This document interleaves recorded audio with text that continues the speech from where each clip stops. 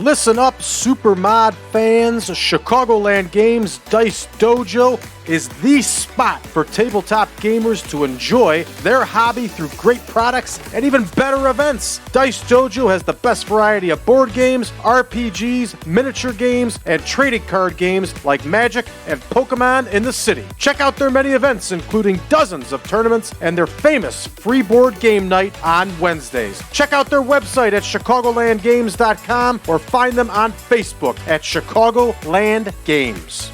Are you looking for more Supermod content? Come join us on Patreon. Patreon.com/PowerCast Network. For just $5 a month, you can get access to YouTube ad-free shows, all Supermod updates, all Supermod spreadsheets. All of our shows are released early. There are bonus episodes and much more. Don't waste another minute, everybody. Head on over to Patreon.com/PowerCast Network.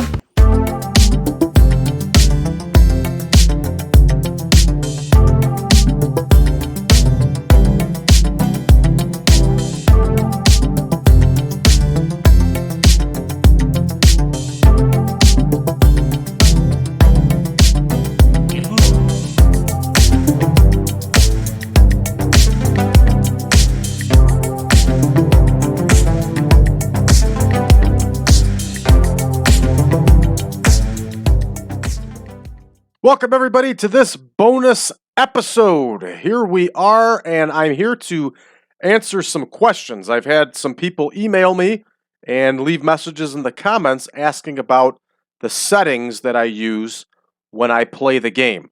A lot of these were not kind questions, and some were just general curious questions. So I figured I would do an episode here and show you how I play the game. And I'll give you reasons why I play things this way. So here are the current settings, and they're the same in every save that I have. It's nothing new. And you can see this is all pretty much stock. I don't change anything too much on here. I disable Kenny deaths. I think it's silly.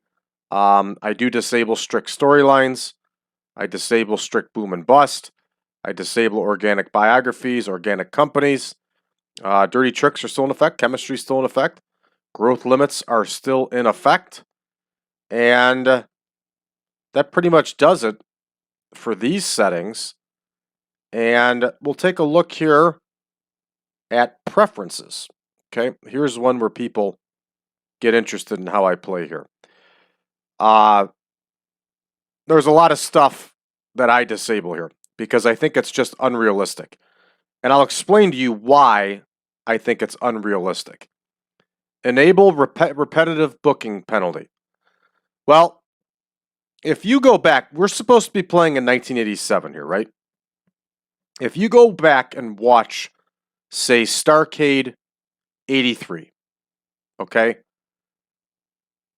You have one brawl after brawl after brawl after brawl on that show, right? You have the same Mid-Atlantic style matches again and again and again.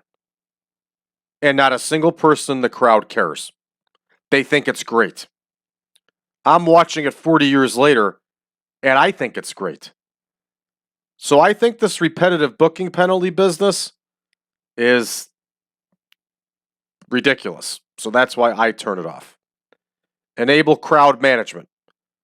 Pretty much the exact same reason that I said for using the Starcade 83 as an example. Now, gimmick effects. Here's another one that I think is ridiculous because you don't have any control over this, right? So you could line up everything exactly how it should be for that person to get the proper gimmick, and the AI just decides it's no good, and then you're penalized for the person's gimmick. That's BS. All right, here's the other thing. We're playing the 1987 Supermod here, right? We know what everybody's gimmicks were. Now, some people like to do stuff where they take wrestlers and do different gimmicks and take them in a totally different direction than the way they were in history, and that's just fine. But to me, it's not necessary. And to me, it's detrimental because I one of the reasons I turned this off is I remember I got like a bad gimmick effect for the Road Warriors, right? And I'm like, this is ridiculous. And that's why I turned it off. So that's the way I see gimmick effects. Now, enable worker morale. Okay. Here's another one that you have no control over. And for example, a guy like Manny Fernandez is always a detriment, right? Due to his attributes. So, did that in real life cost business for Jim Crockett Promotions and cause problems for Jim Crockett Promotions? Having people like Manny Fernandez and Ole Anderson and people like that, did they cause problems for Jim Crockett Promotions? No. Jim Crockett Promotions still made money. Jim Crockett Promotions locker room still got along. They didn't have brawls every night with those guys. But in this game, this is what happens. So I find it unrealistic, and I choose to turn it off because of that. Okay? Locker room morale. Same concept as worker morale, and that's the reasons why I also turn that off. Because it just doesn't it's not fair. It doesn't make sense, and to me, it's unrealistic. I think it's a cool thing that they have in the game. I really do. I just choose not to play that way. When I play, I want to play as realistic as possible. And a lot of the stuff that comes from the gimmick side effects or gimmick effects and stuff like that just isn't realistic. Okay? I do have industry and economy on. I do have booking times on. Enable crowd burnout. This is another one that I turn off. And people disagree with me, but let me give you an example of why I turn off crowd burnout. Okay? When we do these television tapings, right? In real life, the WWF, Arn Anderson talks about this on his podcast. The WWF would run like 6 to 8 hours straight in an arena of TV tapings. Anderson talks specifically about coming out like 8 times, or I'm sorry, not 8 times, like 4 times on one of these 8-hour benders to do a match, right? Was the crowd probably burned out at those shows? Yeah. Yeah, I've attended UFC shows and gone to the pre-show stuff and been there like 5 hours, and I was literally falling asleep by the main event. Okay? But in the case of television, okay, and in the case of pay-per-view with the UFC and stuff like that, the money is being made off of the advertising from the television shows and the straight up contracts with the TV shows, with the broadcasters, right? So when you were a kid, or when I was a kid, say in 1987, watching Superstars, WWF Superstars of Wrestling, I never heard the crowd unresponsive or anything like that. And if you remember, the WWF did pipe in crowd sound in post-production of those shows. But I didn't care one bit. I watched the show and thought it was great. I'm 40 years old now, and I'm still watching Superstars, and I think it's great. So to me, the crowd burnout is an unnecessary, unrealistic detriment because it really doesn't matter. And it really affects your TV shows, especially when you're doing recordings like I do. It's not fair. So that's why I turn it off. Again, I understand why they have it in the game, but to me, it's unrealistic, especially for this time in wrestling when they're doing mass television tapings at once. Match ratios, pretty much the exact same thing. Now, as far as pro mode goes, I don't really know what that is. And I don't know if anybody else really knows it, and it's not put on there anyway. Now, disposition change timings. Okay? I don't even know why I have it clicked off because I do abide by that.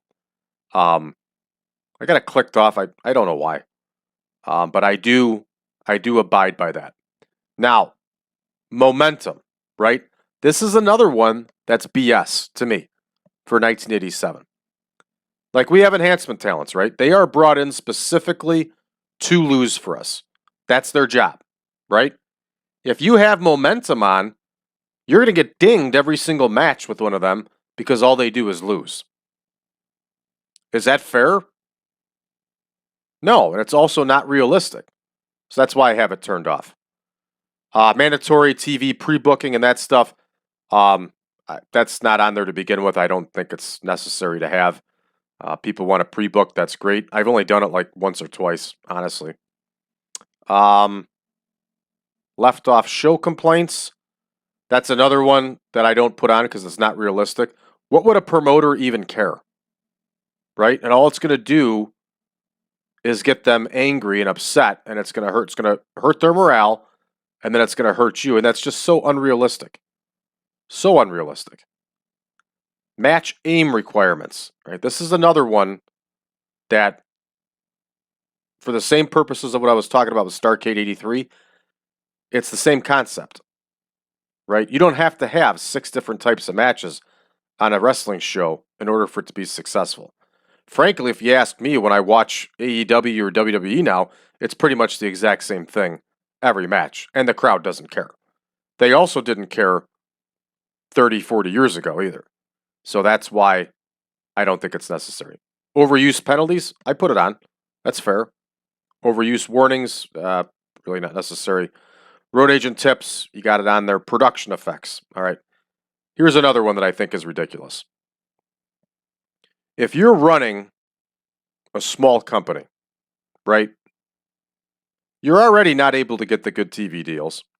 You're already not able to get the good wrestlers, right? You're in a constant state of trying to better yourself. Why should you need to get dinged because of your production? In real life, that's not applicable and it's not realistic. The broadcasters have production requirements, right? So you're not going to get a TV show with a certain broadcaster if you don't increase your production anyway. But why should you be dinged because somebody else has better production? Does that make sense? Because it makes sense to me. And then I don't book the main event first. I don't like it. I like the old 2016 style where the main event gets booked last. Lifestyle effects, I have them on. Drug problems, stuff like that. As long as the attributes are realistic, it plays a factor in the game. And main event header mode, yeah, I have that one on too. So that's how I play everybody. And like I said, I've caught static from people about it, but you're going to catch static anytime you do a wrestling video or a TEW video anyway. So it's really what's the difference? You're never going to please everybody. There's hardliners for everything. Trust me, there's a lot of TEW videos I watch where I go, what on earth is this person doing? So the fact that other people feel the same way about me doesn't bother me. I just don't leave nasty gram messages to people because to me it's a game. You have the right to play it however you want to play it. At least that's the way I see it. So this is how I play, everybody. That's my reasons for why I play the way I do. And I know a lot of you have been curious and you've asked me about it in the past. So I just figured that I would do a video here and show you what was up and show you how I do things. So if you have any questions or anything, you can always contact me at info@braddrake.net, or you can always leave a message below. I always respond to messages. I'm going to warn you, if you're a jerk in the messages below, I'm not going to respond because I don't have time for that stuff. I don't have time for that negativity. Real busy guy. This is something that I enjoy doing. I'm not going to let somebody take my joy. So, but if you leave a serious question or something like that, I'm more than happy to answer. So, all right, everybody, thank you for tuning in to this episode. And we'll be back in action again quite soon with another exciting video. Take care, everybody. We'll see you next time.